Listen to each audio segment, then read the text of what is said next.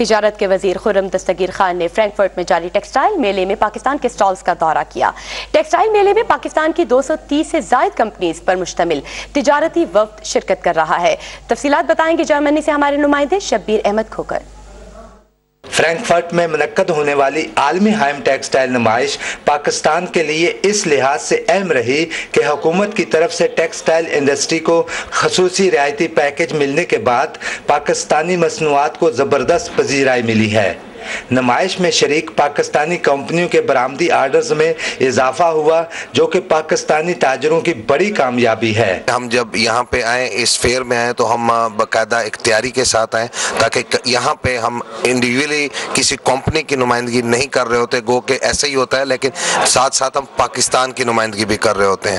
تو ہمیں پاکستان کو پہلے دیکھنا چاہیے کہ ہمارے ملک کی انڈسٹری گرو کرے۔ کچھ ٹرینڈز میں انوویشنز، کچھ چیزیں نظر آئی ہیں جو ہم نے بھی ایڈ آن کی ہیں اپنی پروڈکشن کیپیبلٹیز میں۔ ناٹ اونلی ستارہ، جنرلی پورے پاکستان سے لوگوں نے چیزوں میں کافی امپرومنٹ کی، اور I hope so textile package کے بعد فردر ہمیں کافی بوسٹ اپ ملے گا۔ تجارت کے وفاقی وزیر خرم دستگیر نے فرینکفرٹ میں جاری ٹیکسٹائل میلے میں پاکستان کے اسٹالوں کا دورہ کیا اور تاجروں کے ساتھ ملاقات کی۔ پاکستان اندھیرے سے نکل کر روشنی کی طرف آ رہا ہے۔ ہماری تو یہی دعا ہے اور امید ہے کہ ہمارے ایکسپورٹرز جو ہیں، نیا دروازہ کھلا ہے جی ایس پی پلس کے بعد، اسے پورا فائدہ اٹھائیں گے اور پاکستان کی پروڈکٹس میں ہائی کوالٹی، ہائی ویلیو، نئے مٹیریلز آ رہے ہیں، ان کا استعمال کرتے ہوئے ایک نئے لیول پر پاکستان کی ایکسپورٹ کو لے کر جائیں۔ پاکستان کی اقرا یونیورسٹی کے شعبہ ٹیکسٹائل اور فیشن ڈیزائن کی طلباء و طالبات کے وفد نے بھی میلے کا دورہ کیا۔ یہاں پہ لرننگ پرسپیکٹیو سے، لرننگ ویو سے بہت زیادہ یہاں پہ جو ہے